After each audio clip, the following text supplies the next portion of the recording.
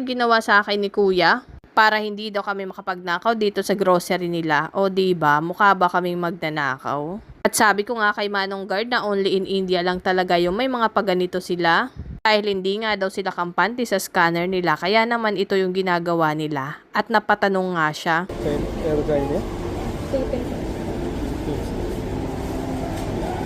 At napasmile naman talaga si Kuyang Guard nung nalaman niya na taga Pilipinas ako kasi akala niya talaga Chinese siguro ako. Namaskaram! It's me, your Janang Pinay, natamoy sibuyas. So, andito nga pala ako ngayon sa school ng anak ko kung saan ako nagtrabaho dati. Punta nga ako ngayon rito para naman ibigay dito sa reception yung pagkain ng anak ko. Dahil dito nga lang pwede ibigay yung pagkain nila, hindi mismo sa classroom nila. Tinanghali nga pala ako ng gising kaya naman hindi ko nagawan ng lunch yung anak ko. Kasama ko nga din ngayon yung sister-in-law ko dahil nga kaninang umaga pa lang is pinagsabihan na nga kami ng binan ko na aalis nga daw kami at pupuntahan namin siya. Dahil nga may meeting na pinuntahan yung binan ko at gusto nga din niya kaming isama dalawa ng sister-in-law ko. Kaya naman nagpunta nga kami dito sa bus station at ganito nga pala yung itsura dito. So tuwing alas 12 pala is yung mga estudyante is labasan na nga nila. So bali ito nga pala yung old bus stand namin at dito nga kami nag-aantay ng mga buses kasi dito nga din sila dumaraan. At sa wakas nakasakay na nga din kami ng bus ng sister-in-law ko. At sa wakas nakaupo na din kami kasi kanina talaga is tayuan rito at wala nga kaming maupuan. So, ganito nga pala yung sitting arrangement namin dito. Yung mga babae talaga is laging nasa harapan. Alam ko makikurious kayo kung amoy putok ba dito sa loob ng buses. Hindi ko naman po maamoy na nakakasuffocate yung amoy nila. Yung sa atin kasi sa Pilipinas, yung mga Indiano na kasakayan natin is pag sumakay talaga sila is naaamoy mo na ang anghit talaga. Pero dito naman is hindi. Pero na lang if tinaas nila yung kamay nila, ayun, amoy putok talaga. Na-meet up na nga pala namin yung binan ko tapos ngayon naman is kakain na nga kami ng sister-in-law ko dahil hindi pa nga kami nagtatanghalian at alas 3 na nga. At ito nga pala yung pagkain namin, fried rice and then chili chicken. As usual, pagkatapos kumain is kailangan na talaga lumabas ng restaurant. Tapos itong grocery na pinuntahan namin, ayan nga pala yung ginawa sa akin ni kuya para hindi daw kami makapagnakaw dito sa grocery nila. O di ba, mukha ba kaming magnanakaw? At sabi ko nga kay Manong Guard na only in India lang talaga yung may mga paganito sila.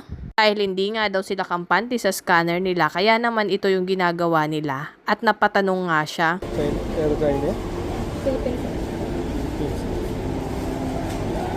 At napasmile naman talaga si Kuyang Guard nung nalaman niya na taga Pilipinas ako kasi akala niya talaga Chinese siguro ako. Madalas talaga sila rito is lagi akong napagkakamalang Chinese. Kaya siguro natali yung bag namin. Charot lang, di ko alam.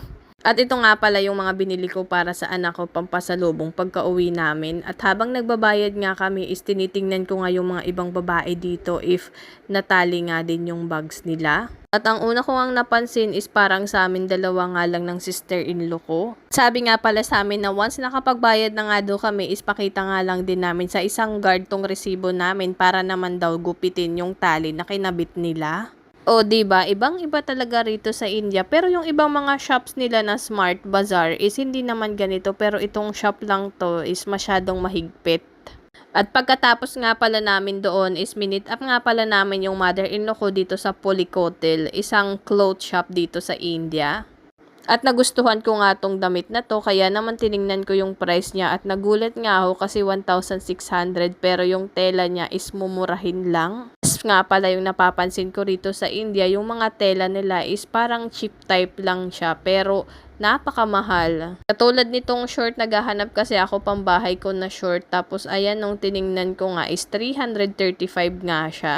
Parang 50 nga lang yan sa Pilipinas. Kaya naman hindi na nga lang ako bumili kasi sabi ko sa Pilipinas na nga lang ako bibili ng mga pambahay ko kasi mas maganda talaga. Ito kasi madalas yung mga nabibili naming mga pambahay is lagi talaga nabubutasan. Kaya naman tuwing umuwi talaga kami ng Pilipinas is doon talaga nagpapabili ng mga gamit yung mother-in-law ko. Tapos ngayon nga is tinawag nga pala ako ng binan ko na tingnan ko daw yung sari na napili niya. She's a fan of sari nga pala, pati mga bags, ganun. Yan pala yung mga addiction niya. Kaya naman sa bahay namin, ay nako, punong-puno na ng mga damit kasi nga kakabili niya. So, ganito nga pala sila magsukat ng blouse dito sa India. So, parang ginaganyan-ganyan nila. O, diba? Maganda ba? Please comment down below if maganda. Ako nga pala yung pinagdesisyon niya na bibili nga daw ba siya or hindi. Pag nag-aantay nga pala kami sa sister-in-law ko na nagbabayad, nakita ko naman tong isang ate na nagbibihis nga siya ng sari dito sa mannequin nila. Kaya naman pinapanood ko siya kung paano niya bihisan ito. At nakakatuwa nga kasi nilalagyan pala nila ng bra para naman kumapit yung sari dito sa mannequin. Tapos napansin ko nga pala itong sari na to at napakaganda nga ng pagka-style niya. Kaya sabi ko next time gusto ko yung ganyang style. At alam nyo ba kahit nga binabagyo na nga kami rito ay nako hindi pa din maiwasan yung paggagala namin. Kaya naman minsan nagagalit talaga yung asawa ko kahit nga nag-uulan na. Ayan, basang-basa na kami sa ulan. Sige, gora pa din sa paggagala.